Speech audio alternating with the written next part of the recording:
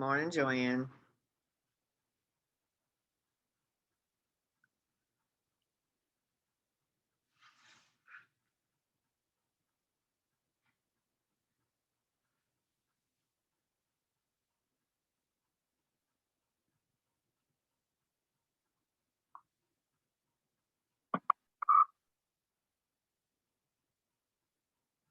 Can you hear me? I can now. Oh, I don't know how to work this machine. It came along just a little late for me. Oh, you're doing great. No, the only thing I do great on a computer is genealogy. Well, that takes some work, actually. Takes a lot of work. Yeah, I've gone back to the DAR 3 times. really. Mhm. My mom did a lot of that stuff when she was working on the DAR stuff. And so she got my grandmother in and her in, and I'm in. I'm not active, but I pay my dues. But Yeah. that's a great resource. Oh, it's something you can do all by yourself. You don't have to have other people there, so it's a great hobby. And you can just get sucked into it. And it's amazing what you can find about people. A lot of people have said, "Oh, I don't want to," because they're afraid they've got a scandal someplace in the family. Well, But you don't run across that. You just run across simple stuff. things. Yeah. No, I think we watch on Channel 11. They have a show called Henry Gates Finding Your Roots, and he takes celebrities of different sorts, and they don't know anything about their families, which is amazing. And they have their researchers to go through and find out all this history about their lives, and they can go so far back. It's just really fascinating. These people had no idea, My daughter works at the funeral home where I worked for years. Right. And she'll have a family come in sometimes and they don't remember daddy's name or, stuff. I get the phone call. Mama, can you talk? So I do that once in a while. Morning, Don. Morning, Mike. Good morning. Good morning. Good morning. I like your picture, Mike. I like your background. Yeah, I decided we needed one with a sunrise on it.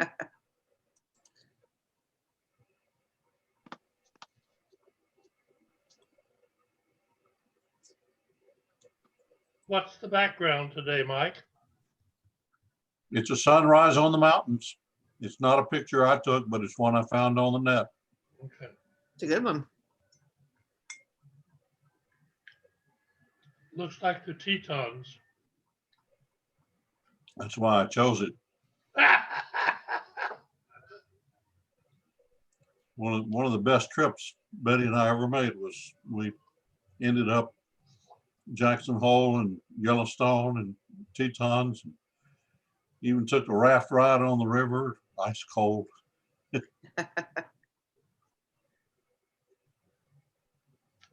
That's a beautiful part of the country.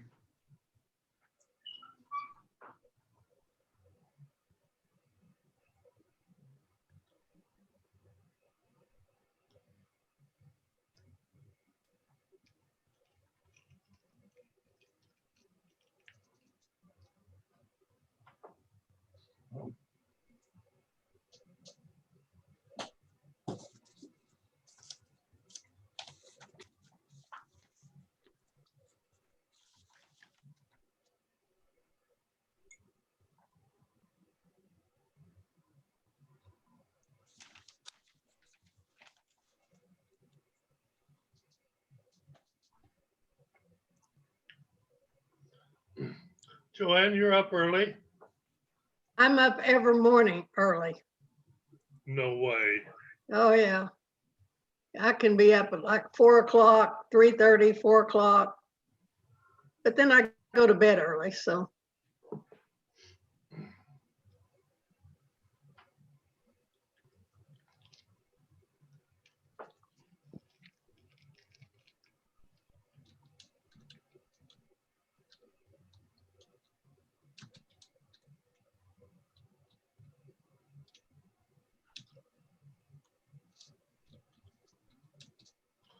Speaking of your daughter, Joanne, I see her occasionally at funerals, and Yeah.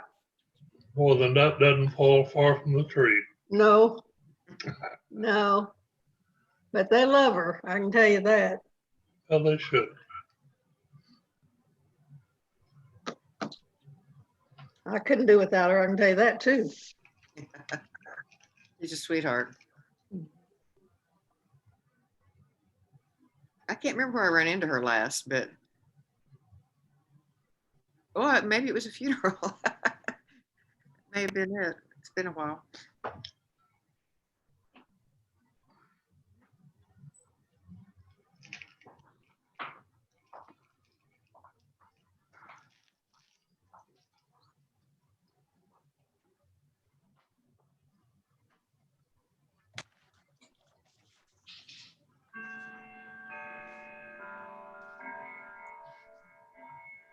Oh.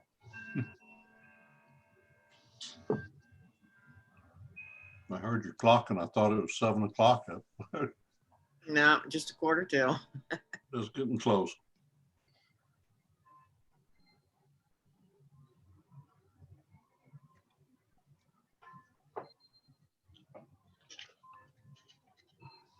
Good morning, Trey. Good morning. How are you, Barbara? I'm fine. I'm glad you joined. This is Trey Cooper. He's a Well, friend of Jim Blackburn's, and Jim's been trying to get him to come to our meetings. And Trey and I were on the board of Tulsa Air and Space Museum a number of years ago, and I haven't seen you since then. How are you? I've been doing fine. Good. How about yourself? Staying in there. Well, that's good. That's good. Yeah, Jim's asked me for a few times now. It hadn't worked out, but this morning it has. Well, I'm glad. He sent me a note yesterday. He wasn't sure he was going to be able to join or not. He's in Arizona, and it's a little earlier there than it is here. So he may or may not be on today, but he told me he thought you'd be on. So we're glad to have you join us. Eventually. Hey, Barbara. Well, thank you. Yes. Look over Trey's shoulder. It says OU. Yay.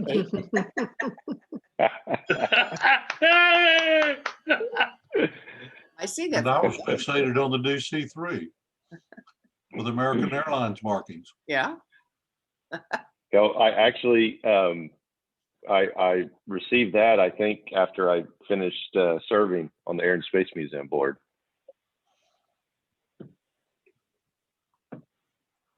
Yeah, Trey was our treasurer.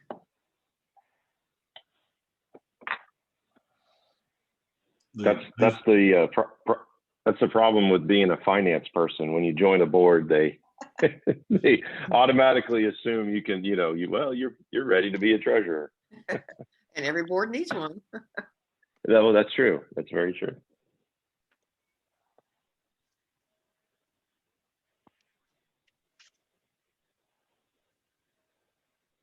I noticed the DC-3 because my father had a career with American Airlines and got to ride on that very plane many times.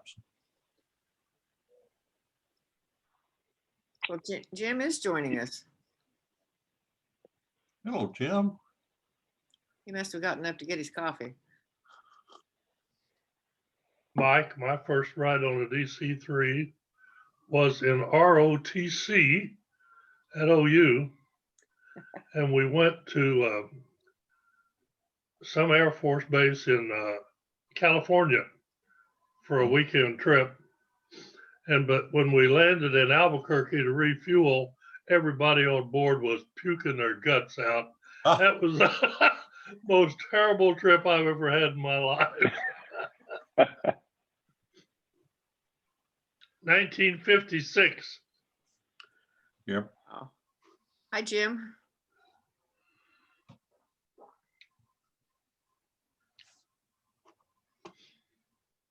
Then another trip, flying out of Aspen, Colorado, we lost one engine on takeoff. Oh. That pilot turned it around and landed it. In the mountains, that's scary. Yeah, it was. And to calm everybody down, they put us in a limo and took us to Denver.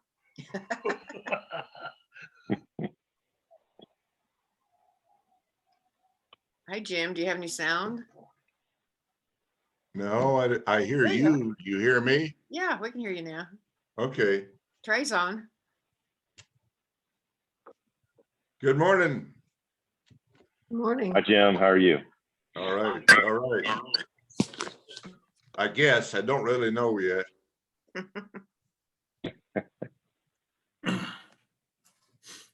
Morning, guys. Here comes the judge. Good morning. Hi, Kurt. Hi. I don't know how early I am.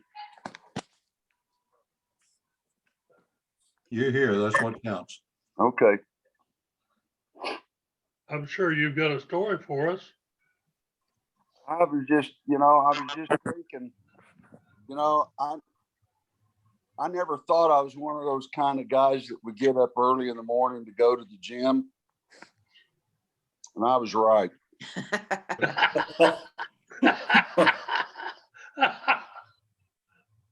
I got a little off color joke on it, Garrett. You can't It's tell not us. it's not sexist or anything like or racist, nothing like that. But it is just a shade.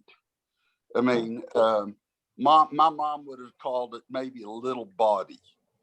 So if you want to hear it, I'll tell it. But We want to hear it. Go ahead. Go ahead. I Yeah. hear it. Yeah. you know the difference between a prostitute and a trial lawyer? And a what? Trial lawyer. Oh. What? There are some things a prostitute won't do. I wonder if Alan heard that. He's in the other room.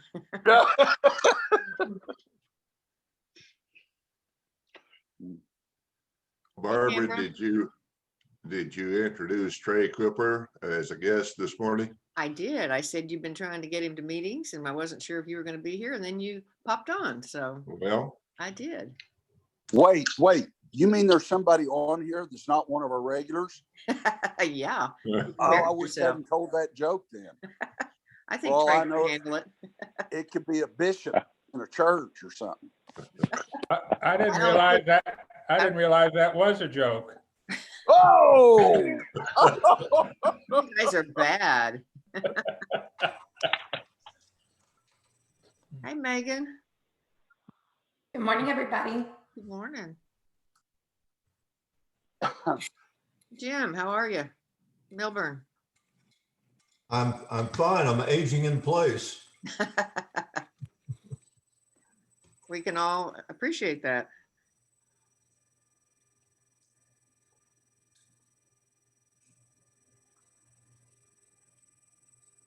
Jim Connors, when are they going to open up the Jinx intersection that you and I use so frequently?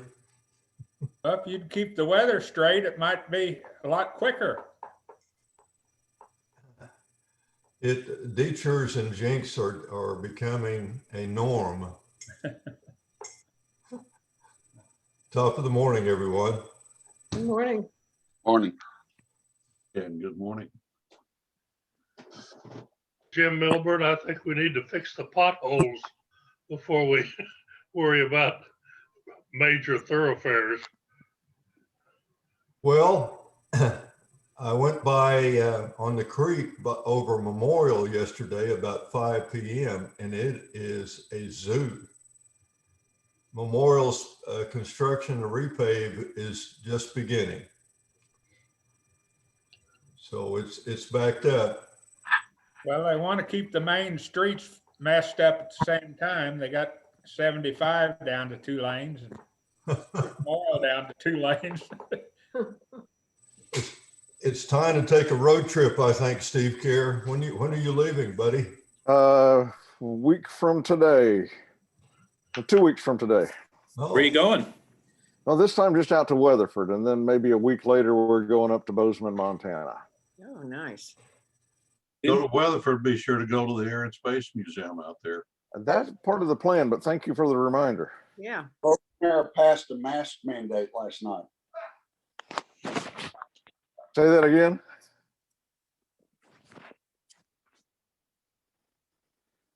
Hey, Steve, if you go into Weatherford, go on out after Weatherford to Shattuck, Oklahoma, and you can see the windmill farms. I mean, the original windmills. Oh, okay. Shattuck, huh? Okay. You're talking about water windmills. Yeah. Yeah. Jim knows what I'm talking about. Good morning, Martha. Good morning, Good Those Scott. don't go morning. obsolete like the electric ones. Morning, Jim. Morning, Martha. Morning, Mike. Scott. Good morning, Morning, Carol. Barbara. Hey, Carol. Morning, everybody. Morning. Got about 5 minutes. Fill up your Morning, coffee cup. Joanne. I want to show you all something. We're listening. Can you see this? It's an old rotary mug. Oh Yeah, my gosh. nice. So I got one of those. today. Those are nice mugs. Francoma Farthery. Can't get them anymore. Oh, hi, Scott. How are you this morning? Just fine. Carol, did you ever meet Johnny's? No, She was a member of Rotary shortly before they shut the factory down. Okay. We went over there several times, and well, I say I didn't, but we went over and had 2 meetings trying to obtain more of the cups, and wasn't able to. And we talked to somebody that I think was the owner or something like that, and that may have been her. Yeah, that was probably Johnny's Franks. Right. Here we go. Yep. Somebody donated to the Historical Society a huge amount of Francoma. It was all down in the basement. I remember going over there to see it one day, and they had pieces I'd never seen before. They had, I can't tell you how much Francoma is in the basement of the Historical Society. Barbara, what was the last year of their operation? Do you recall? Approximately? I do not.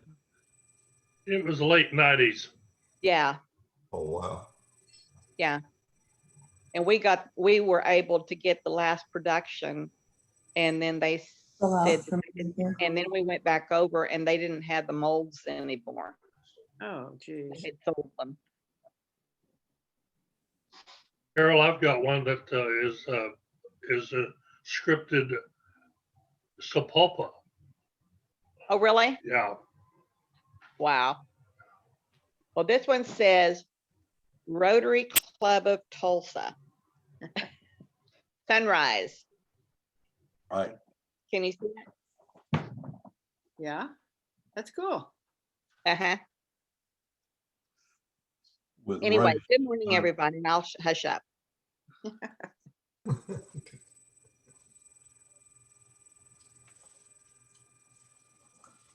Well, we're getting people signing on here. 20, 25. Hi, Andy. How are you doing? Hi. Morning, Gifty. Good morning. Hello, Gifty. Hi, Gifty. Good morning, Gifty. I had some glasses for you, by the way. I'll send them with to Linda.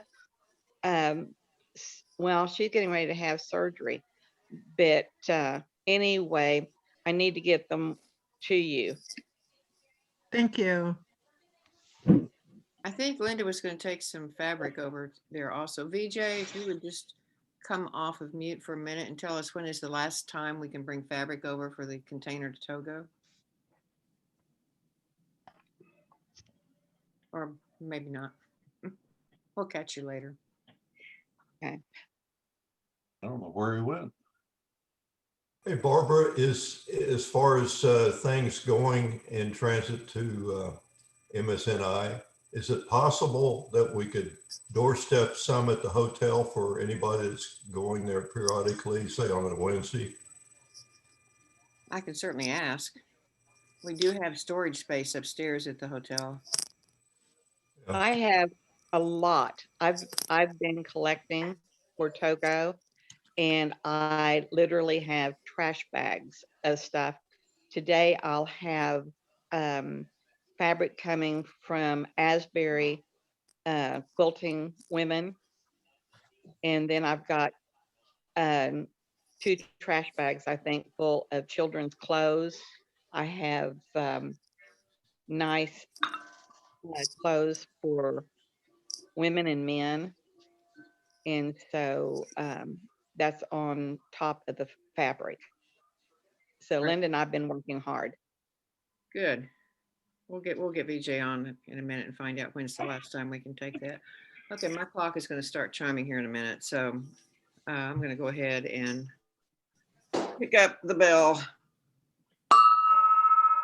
and start the meeting. And I will share my screen here.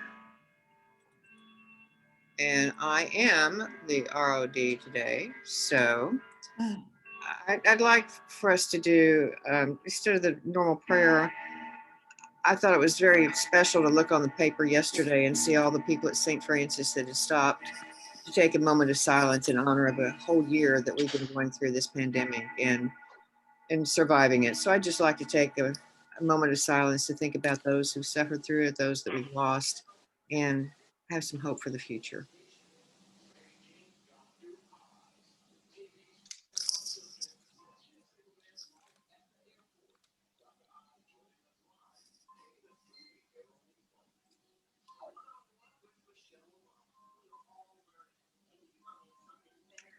Thank you. Now, if you would join me in the Pledge of Allegiance.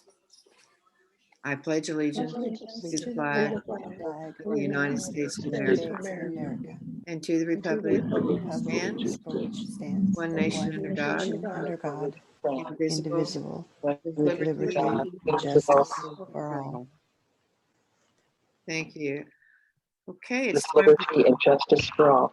time for Sergeant at Arms. I'm going to ask you all to mute yourselves, and I'll mute you if you don't mute yourself. And Steve Kerr is sitting in for Megan this morning. So I'm going to stop sharing and hand it over to you, Steve. Thank you very much. Good morning, Sunrise. Morning. There you go. Good. Well, I'm looking around to see if we have any guests. If you're a guest, Trey, are you a guest? Trey's a guest. I am, yes. And from whence do you come? Who are you, a Rotarian or? I am not. I'm an honored guest of Jim. Which Jim? We've got Jim about Blackburn. 6 of them.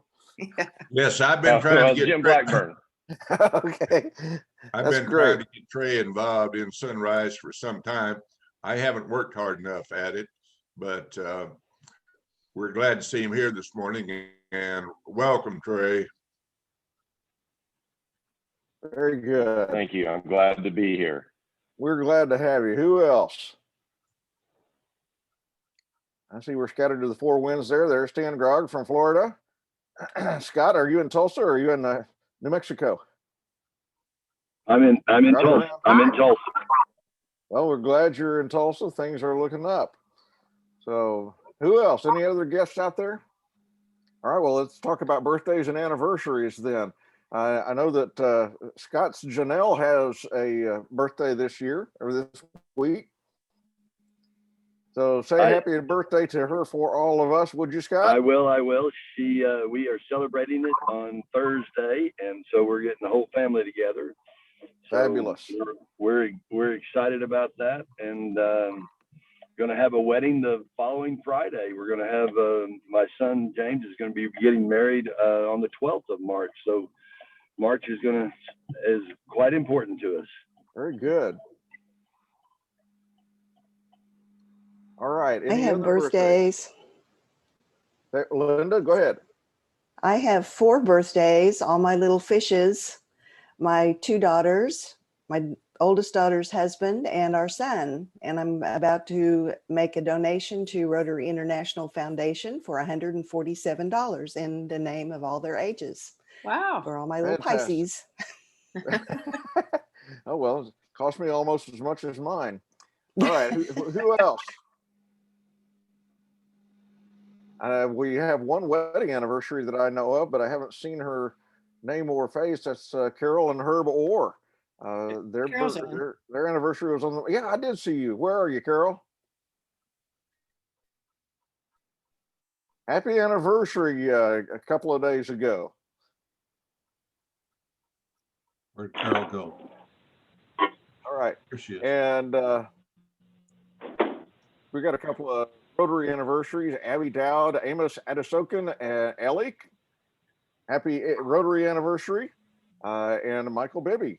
Michael Bibby has been with us since 1991. So this is 30 years as a Sunriser, right? Don't remind me. Oh, it's been a great ride. It's been a great ride. I've been treasurer most of that time. Well, it seems like it, doesn't it? Fortunately, you do a really good job. Okay, let's switch gears here and go to Happy Bucks. What Happy Bucks do we have? I see Joy. Go ahead, Joy. Well, my ever suffering husband is getting a new car today. And it's the first new car that he's had in 40 years. Wow. He usually gives the new cars to me and I pass them down to him, but this time he stepped to the front of the line. Well, what is he getting? I got to know. I'm a car guy.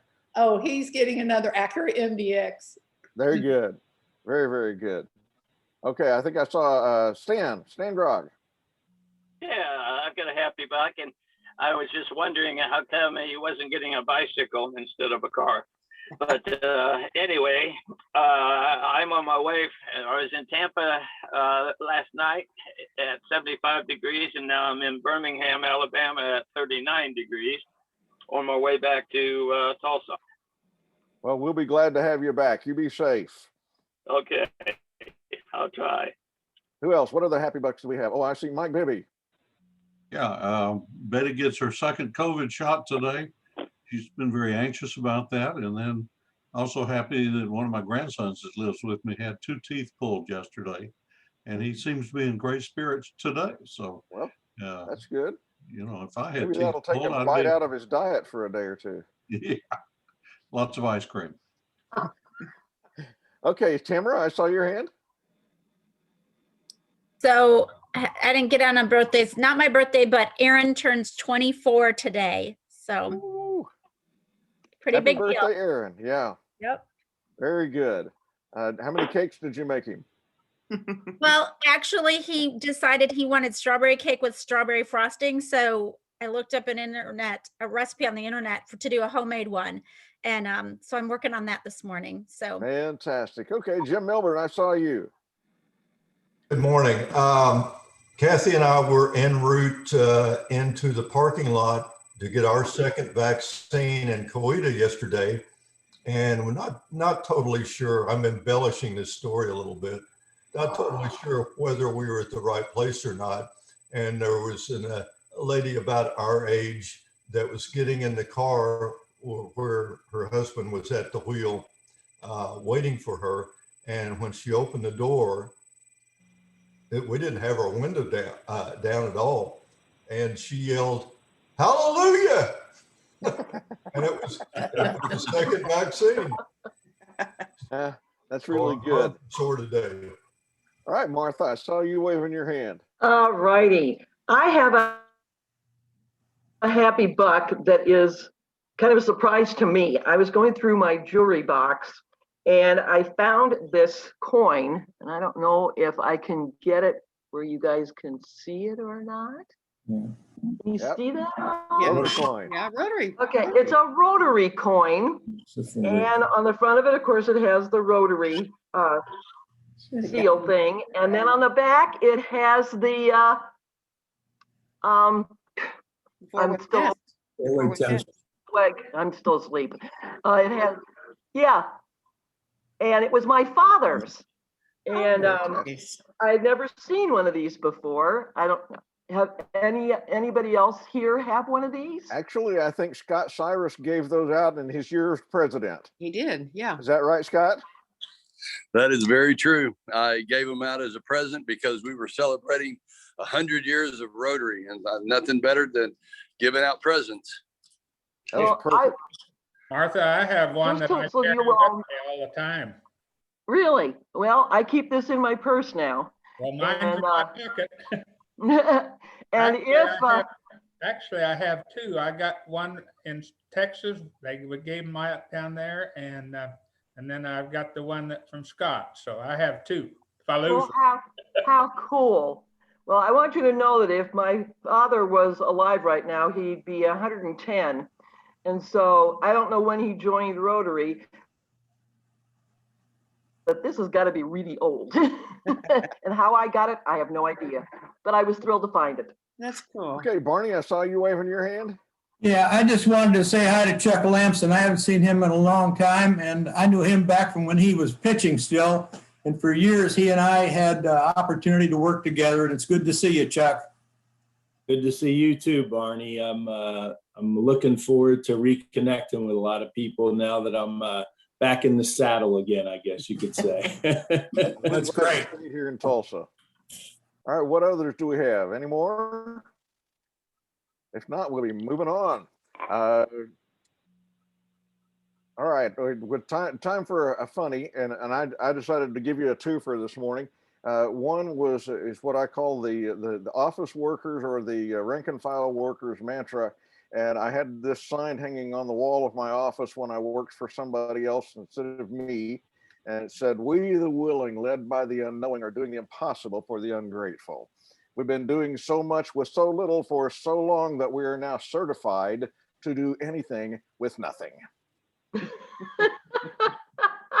good. That drove my bosses nuts. How many of you remember the old comic strip BC?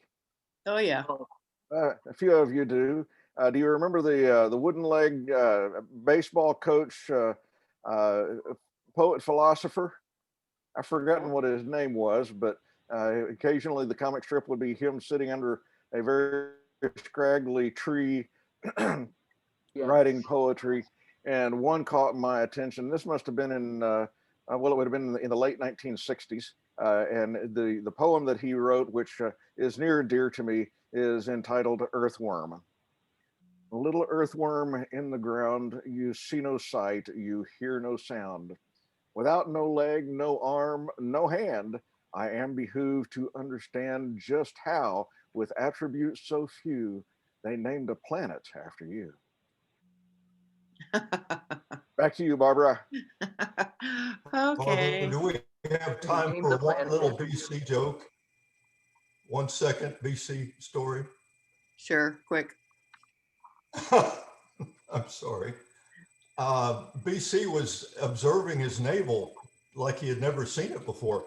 And he said, you know, he's just scratching his head and he noticed there was a slot in his navel. And so he picked up a very crude looking object stick and fashioned kind of a standard type screwdriver out of it and poked it into his navel and started backing it off, unscrewing it, and his rear end fell off. Okay, no more jokes except from the Sergeant at Arms. Okay, back to our program for the day. Last week, Mike Bibby was the one who won the $5 Starbucks gift card, which I confirmed he did receive that. He probably has several now. Maybe you can share them with Betty. Several of you have posted in the chat room this morning what you think the error in the fundraiser is. None of you are right so far, so keep looking. I don't have a lot of announcements today. We do have our pot of gold. So I'm going to switch over to Ellie. And Ellie, I'm going to, if you want to share it, if you just want to hold it up, however you want to do it. I'll just hold it up. Okay.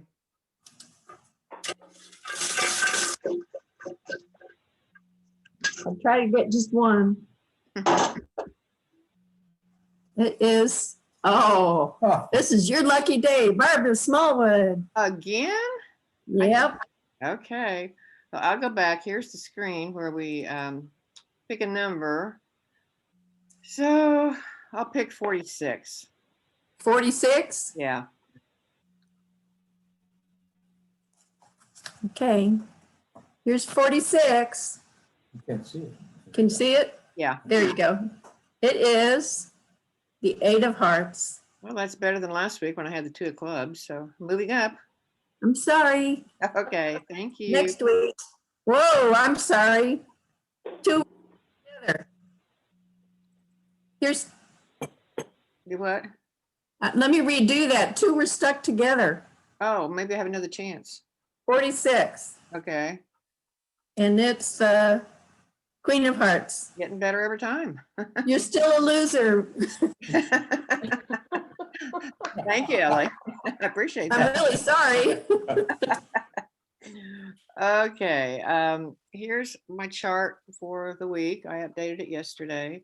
Numbers are going down. I think there is light at the end of the tunnel. I think we'll be able to have at least a hybrid meeting in person and on Zoom before the end of my term, which is ending June 30th. So I'm hopeful that that'll happen sometime before that period of time, but we don't want to rush things. So we're just moving on. Now, Stan was going to attend, I think maybe a Zoom meeting on CDC. So Stan, do you want to share with us what you learned at the meeting? I do. And I'm on this. I'm sitting in a parking lot at McDonald's so I can watch Chuck. Hi, Chuck. Good to see you. Hey, Stan. How are you? Hey, doing good. I'm glad to see you back.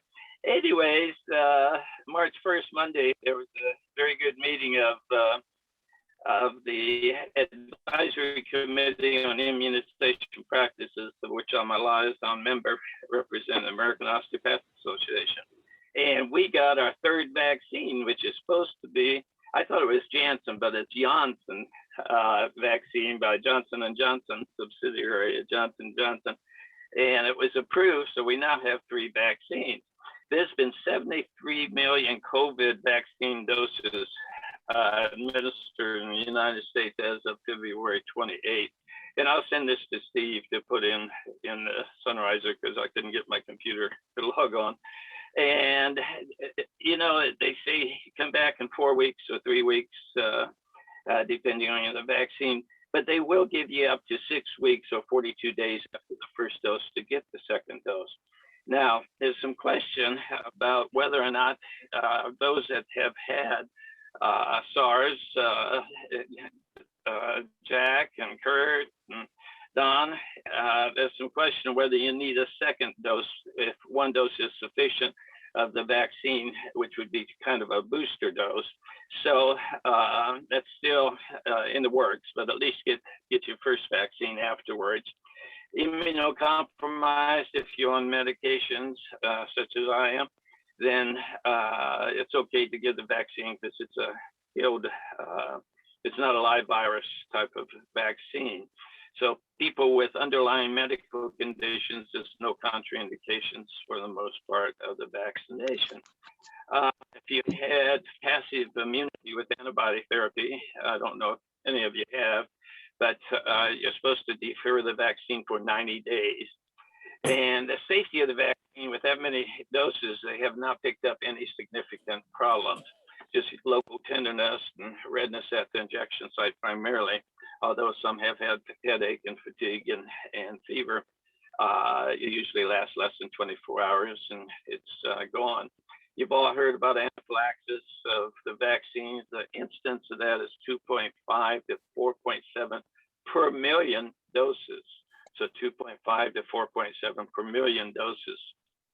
So there's a lot of agencies involved, the CDC and Tulsa Health Department and the State Department, a lot of agencies watching for safety type of problems, and there's not been any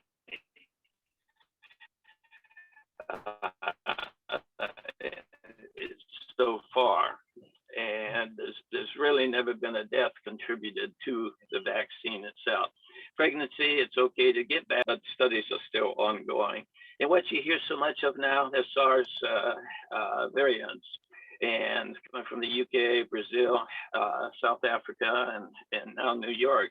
There may be a change in governor in New York, I think. Anyways, because the viruses typically mutate, transmission is maybe increased 20%, but the disease itself is not worse than the SARS that was started with out of China. And the current vaccine seem to be highly effective for the variants at the present time. So one good thing about all three vaccines is that if you've had the vaccine for at least 10 days, there's been no evidence of hospitalization or deaths related to COVID infection. So as long as you get the vaccine, you're protected from serious disease, hospitalization, and COVID infection. And that's my report, Barbara. Okay, thank you. It's good to have it straight from the experts. So I appreciate you sharing that with us. Okay, let's go back. There we go. And now we're going to have our speaker for the day, who is Chuck Lamson, who many of you already know.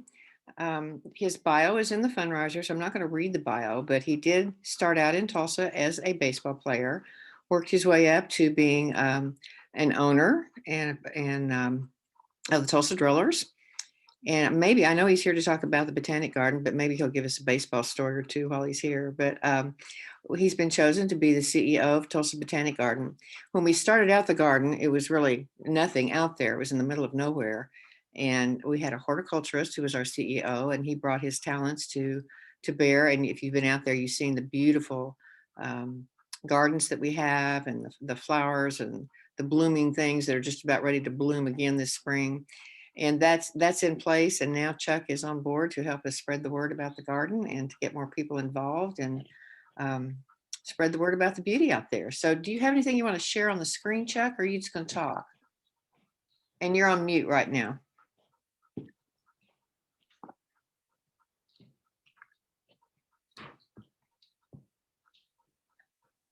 Look in the upper right-hand corner of your screen. Yeah, Okay. there you go. There you go. Am I good now? Yeah, you're good. Okay, sorry. No, I don't have anything really to share on the screen. This is my first, I apologize for the sun coming in my office there. I'm up here in the Osage Hills where it's just beautiful in the morning. And so I just thought I would talk, and this is my first public appearance on behalf of the garden. So I'm excited, and maybe I'll try out some new material on you all today. But yeah, as many of you, probably some of you know, my background, I did come to Tulsa, and I won't say how many years ago it was, but I was a pitcher for the Drillers. I grew up originally in southern New Jersey, right near Philadelphia, Pennsylvania. And as I've said many times, when they told me I was coming to Tulsa, Oklahoma, the first thing I thought of was teepees and tumbleweeds. And so when I got here, though, I found a modern city with friendly people, and so I never left. So you got a Yankee in your midst, even though now I consider myself an Oklahoman, and I married a girl who was originally from Virginia, Fairfax, Virginia, outside of DC, and we had two Okies here. So then they're both back here in Tulsa, thankfully.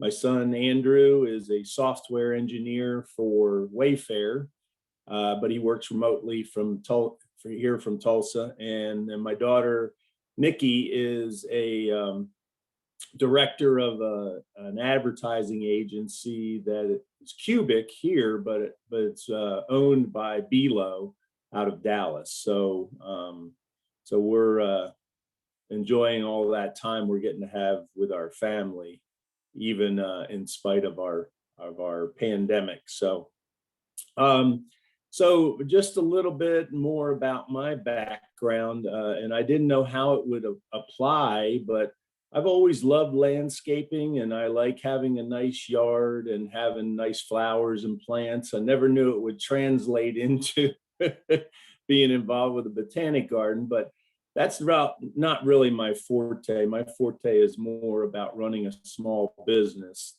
We have some excellent people out here who are curators of our gardens, and they have great knowledge about plants, and I am really looking forward to learn from them. But I started as the groundskeeper with the Drillers.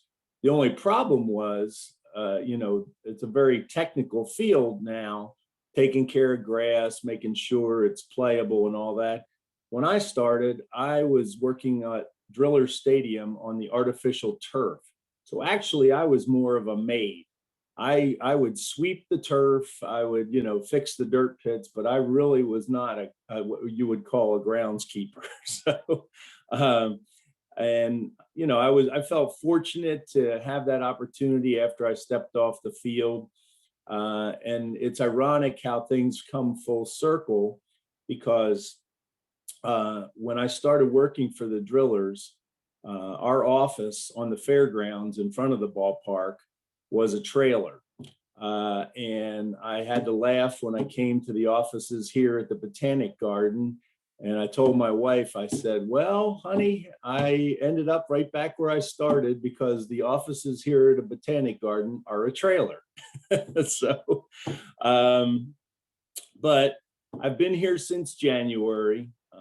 And when I found out about the job, I'm friends with Janet McGeehee, who was on the board and actually works here now as our chief administrative officer.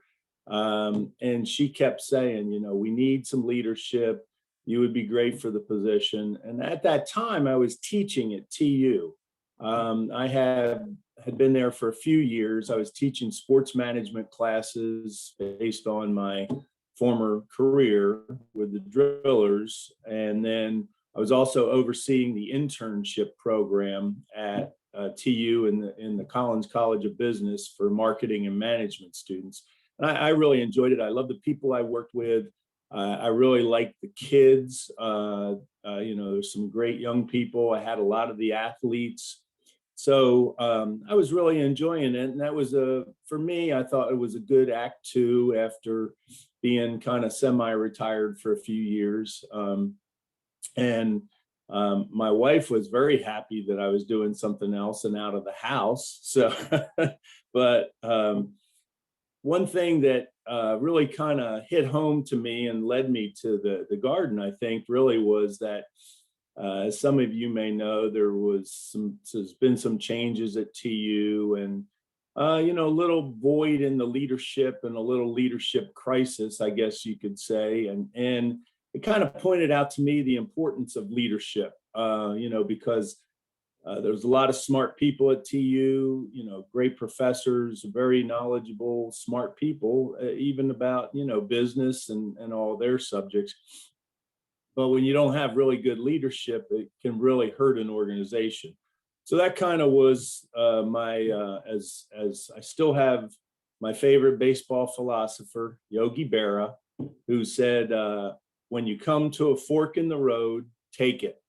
So I decided that I would apply for this position.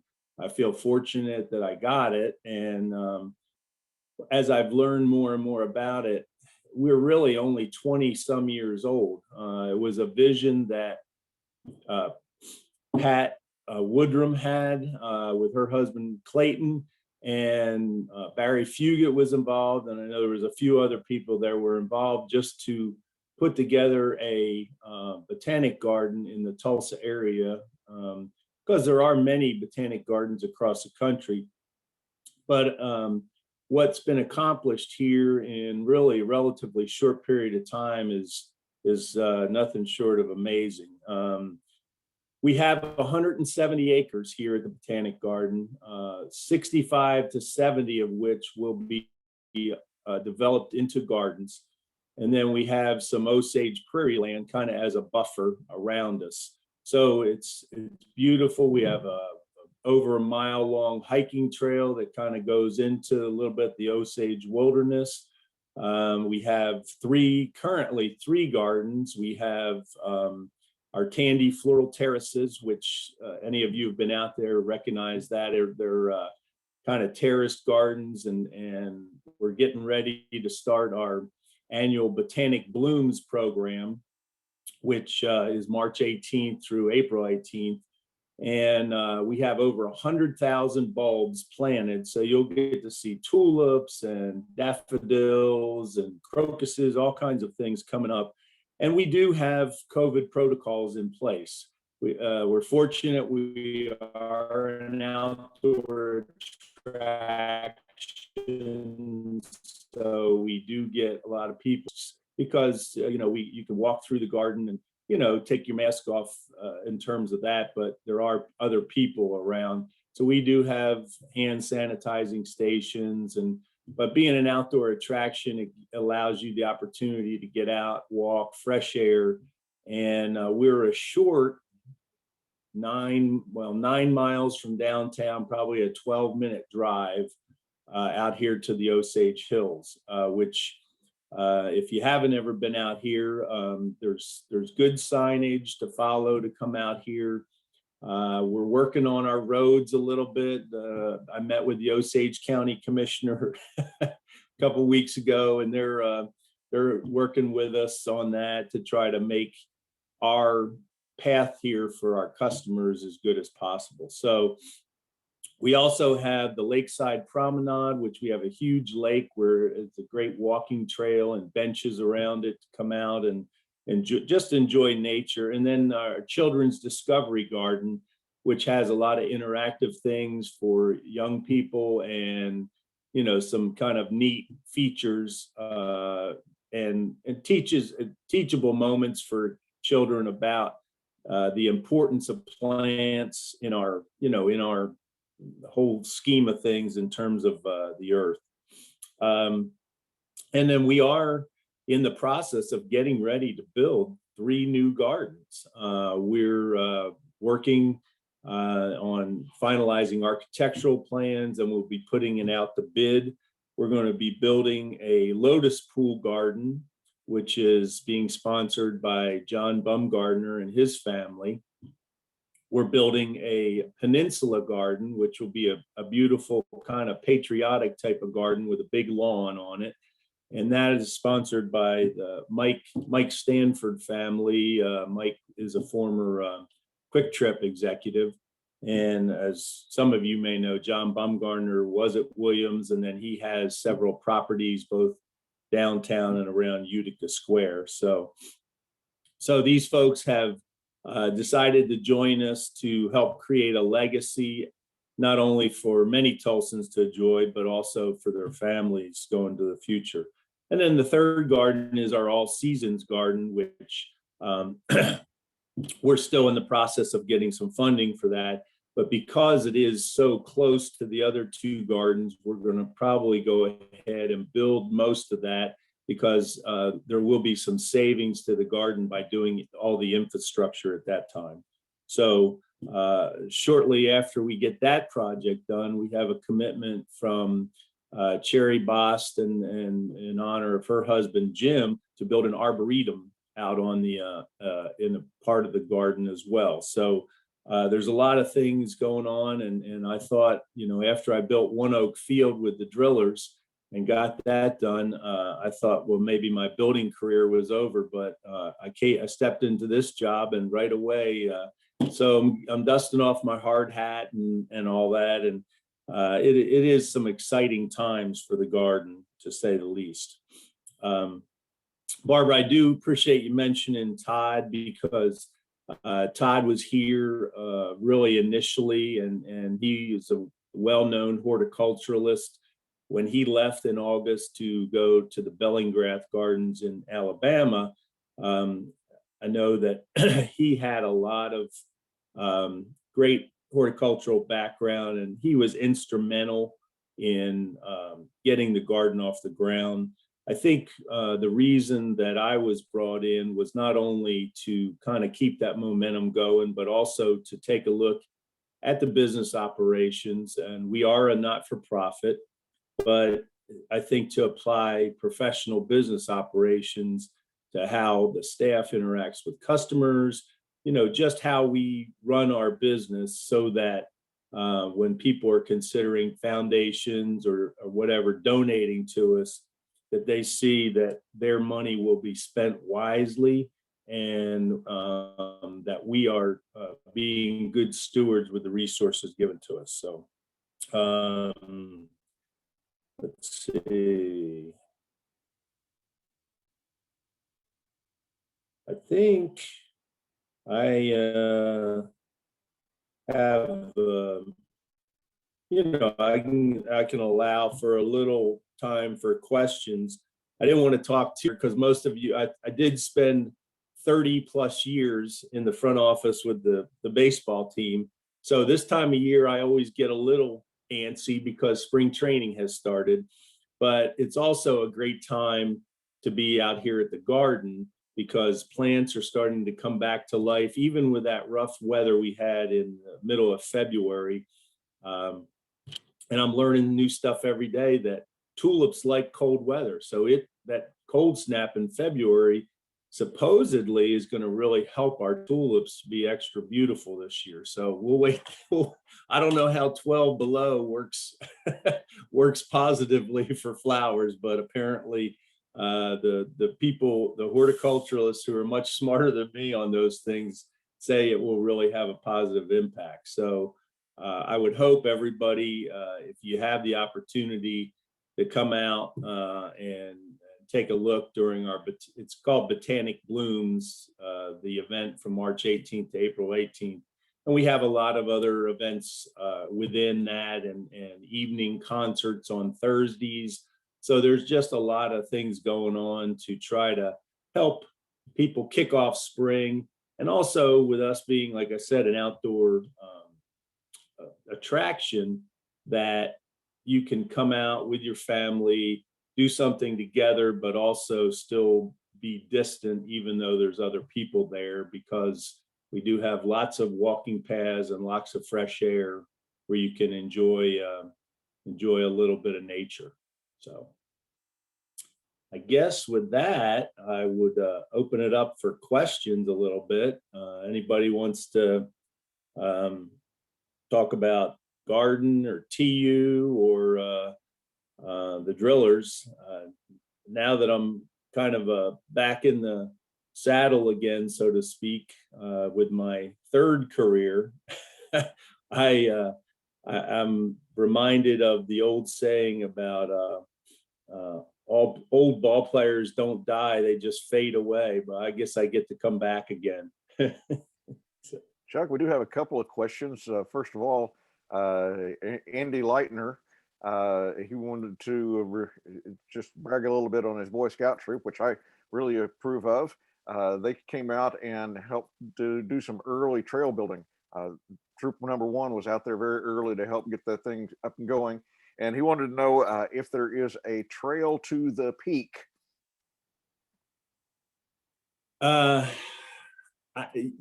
assuming he means the peak in the wilderness area. I apologize. Like I said, I've been here 6 weeks, so I don't know if that is the case, but I will be happy to find out. And maybe Barbara, I don't know if Barbara knows, I'll be happy to find out and at least let Barbara know so that she can let Andy and the other members know about that. Very good. Dr. Bowen wanted to give a tip and a thank you for Driller Field, the One Oak Field. That's a fabulous addition to downtown Tulsa, and I think has really revived our baseball program. I remember the old field down at 21st and Yale. In fact, I remember when the third deck collapsed onto the second deck and several people were injured badly. So that dates me, I know, but anyway, we're really proud to have the One Oak Field, and we want to thank you for that, because I think you were a prime mover in making that happen. Well, thank you. And there was a lot of people involved in that, the donors to the project, Mayor Kathy Taylor, who had the political will and initiative to make it happen, because there were some hurdles to overcome. But yeah, I feel really good about that, because as most people know, a community needs a vibrant downtown, and it's really exciting to see, COVID notwithstanding, all the positive things happening in Tulsa at this time downtown. In fact, my wife and I sold our house in South Tulsa, and we live downtown now. So we live right in the middle of it. And the great thing is, you don't have to get in your car and drive. There's plenty of places to walk to go eat. Once we get back to a little more normalcy, obviously, walk to go eat, go get a cup of coffee, and just get out and get some fresh air and exercise. So we really love it. We love the urban living. And as we see more and more things coming online, both in housing, businesses, and restaurants and those type of things, I think it really bodes well for the future of Tulsa, because we need to keep our young people here. You know, they can go away to college, but we want them to come back, start their own businesses, and be a part of, you know, making, continuing to keep Tulsa great like it is. So. Got a good question, a very practical question from VJ. Do you have any beehives on the property? We do, actually, and I haven't visited with the folks yet, but we have some beehives, and it's kind of on the east edge of the property over near our horticultural offices. And like I said, I haven't visited with the beekeepers yet, but they do provide us with some honey, and we do sell Tulsa Botanic Garden honey in our gift shop, which is right in our visitor center. So that's something I really think that's neat. And, you know, with the extra acreage we have, we will be, as we go forward, the primary objective is to build out the gardens. But with this extra acreage, if there's opportunities to do things that are complementary to the garden, like monarch butterfly way station, all those kind of things that, you know, are issues now, especially relating to our environment and ecology and things of that nature. With this amount of land, we think we can perhaps have a really positive impact and even get more community involvement in terms of things that can not only legitimately help, but also get us some additional publicity out here. Okay, really good practical question from Barney. What do you see as your biggest challenge, and what do you see as your greatest opportunity with all of 6 weeks in the saddle? Oh, Barney, you're a banker. How do you ask those questions?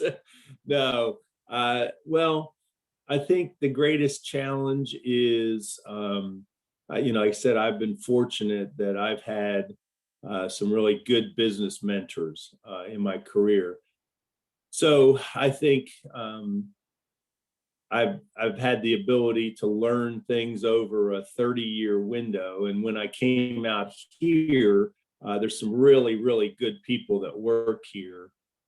They just needed some guidance, some leadership, and, you know, somebody to, you know, be behind them to help them do well. So I think I look at my greatest challenge is to help the people here recognize, you know, that there's a lot of opportunities here. This is a great attraction. I know that, you know, a lot of people are not aware of the Botanic Garden, and we are, you know, when you think about it, we are really pretty close to Tulsa, even though we are in Osage County. So I know that I'm meeting with the commissioner and Karen Keith, who is very interested in tourism. She's going to be in that meeting because her district as Tulsa County Commissioner butts right up to, we're in Osage County District 3. And so I've met with Steve Talbert, great guy, and just kind of doing all the things that we can do to make people aware of the great attraction we have. And then when they do decide to come, make sure that we're very customer friendly. So I look at that as a process. Obviously, I've been fortunate to be able to build things, but there's always challenges with that. So making sure that what we build in our new gardens is done well, because it's meant to be a legacy for future generations. And we have to take care of it, but also it's done in a prudent financial way, because as I said, as a not-for-profit, we want to make sure we're being good with our resources. So, and then I guess it's a combination about the same thing. Challenges are opportunities, and that's kind of the way I look at it, is that everything we do, we need to be forward facing with our customers and figure out ways, because the more people that come out here exposes more people to our great attraction, gives us more opportunities to get people as members, have people spread the word about this great resource, this attraction that we have in Tulsa. And so I kind of look at it similarly as I looked at the drillers, in that even though the drillers were a private business, it is part of the quality of life in Tulsa. So we're going to do everything we can to maximize that, and hopefully continue to get the community behind us. Real easy question here from Don Wasson. Have you met the deer herd yet? Met the who? The deer herd.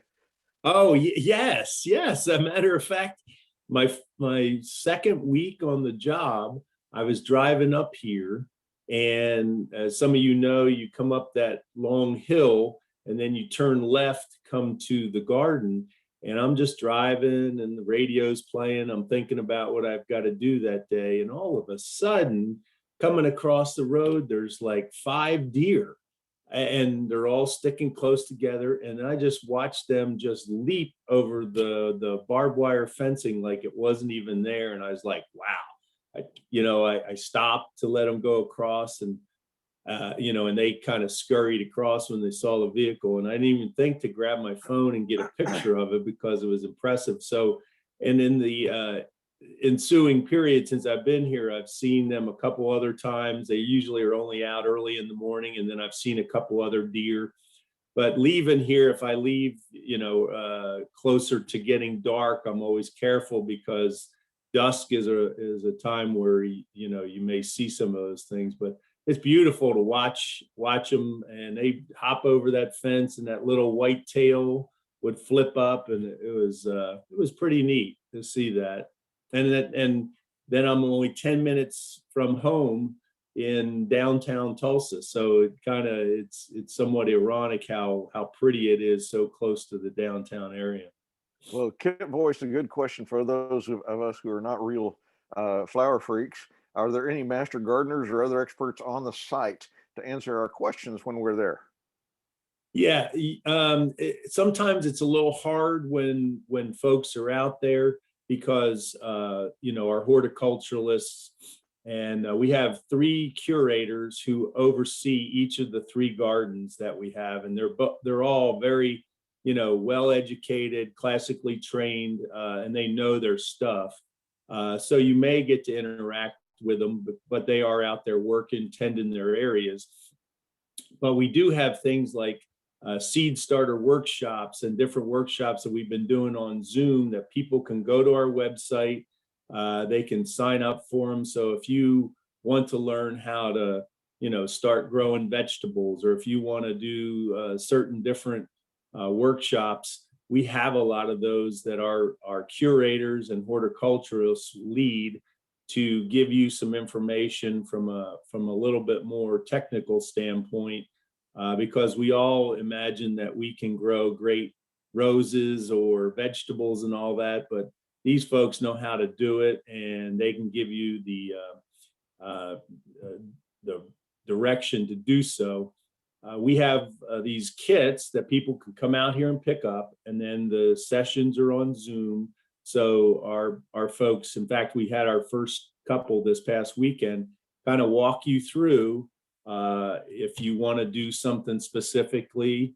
And it really is, like I said, I'm still learning, but I've been very impressed with our curators and horticulturalists in terms of not only their knowledge, but their commitment to, because, spring, summer, winter, fall, it's a natural process, and there's certain things that have to be done certain times, and it's hard work, and they are very hardworking people. Speaking of work, we are a working club, and Dr. Bowen wants to know what opportunities are there for Sunrise to support the gardens, either financially or, more importantly, probably as volunteers. Well, we are working on some of that right now. We're working with the horticulturalists to say what kind of projects could we have for volunteer labor. And that's kind of where, we're kind of trying to ease into that with our pandemic situation. But such things as helping us during the Garden of Lights, because we string up millions of lights out here. If any of you have had the chance to come out here during Garden of Lights, I think our display rivals any in the Tulsa area, and that even includes Rama. And we have our protocols well in place for that. But helping to put up lights, helping to take down lights, that sometimes takes a month after a month afterwards. Once the way the bulb situation is, after the blooming happens, we actually pull out all the bulbs because they won't come back as well. A colder environment allows those bulbs to come back perennially better. So in our little bit warmer environment, they don't come as well. So after we have them, we pull them all out. So that would be another opportunity. And we're just working to do that. So maybe we can work with you and work with Barbara to coordinate a work day where you can get outside, get some great fresh air, have some fellowship, and help the garden as well. I think we would like that a lot. Good. So do keep us in mind. BJ wants to know if you work with the Osage Nation any. Well, actually, that's part of my processes. I've made a few calls to Chief Standing Bear's office. I haven't been able to get in and get an appointment yet, but I have. I'm getting a meeting set with the folks at the Osage Casino because they are an attraction close by. And part of my role obviously is to spread the good word of the garden, but also to build relationships. So with Osage County, with the tribe, obviously they have a huge impact in Osage County and just this area. And we want to build a positive relationship and be a resource so that if they want to do a meeting at our meeting building, which is the Grange, we can work with them on that. And so we can structure a relationship where we can help each other. So I'm also, going to be working with the Tulsa Convention and Visitors Bureau, because while most of our customers come from the Tulsa area, a lot of them, travel, regionally to go see gardens. And so we want to make sure that the word is getting out there for any visitors coming to town that Tulsa has a really nice botanical garden as well. Very good. What is the cost of membership? Are there levels of membership? Yes, there is. And right now, an individual can get a membership for a year for $50. If you came individually, it would be $8 for an adult, $4 for children, and then under a certain age, they're free. But yes, and then a family can get, which is up to 2 adults and 2 children, can get a membership for $75. So I think it's very reasonably priced, and you can get your value back pretty quickly by just coming 4, 5, 6 times in the course of a year. We do have higher levels of membership for both individuals, families, and then the highest level starts what we call our circle members. And all of it is based on, the additional benefits, features and benefits that you get for supporting the garden. Obviously, a chunk of the circle memberships is also a charitable tax write-off, so that, because we have several people that support us that way. And that's one of the other things we're looking at, is to make sure that we have things priced right. Also make sure our features and benefits are good so that we can continue to grow. Kind of like at the baseball park, season tickets are your lifeblood, your regular fans and all that. So we want to build our membership to the level that we have a good core of support, because those people will bring out other people and, hopefully spread the good word. All right, very good. Joy wants to know if photographers can use the gardens for weddings, engagements, senior pictures, that kind of thing. Yes, they can. And we have I don't know if it's on the website, I apologize, but we do have some things that we ask of professional photographers. So if you want to look on the website first, and if not, call the garden and we can give you the information, because while we are only open to the public 10 to 5, usually Monday or Tuesday through Sunday, we can work with you on, having like people come out for class senior pictures or wedding pictures. In fact, we have a venue, the Grange, and an area where you can do weddings at the garden. So a lot of that stuff we're, working through and making sure that we're competitive in terms of what we're doing with that. But yes, we want photographers to come out there as long as they can it's just more or less, there's some guidelines we have just to be, respectful of the plants and also being considerate with other guests who are there at the time as well. And along those lines, what is your web address? Oh, yes. It's Tulsa Botanic.org. That's hard. Yeah.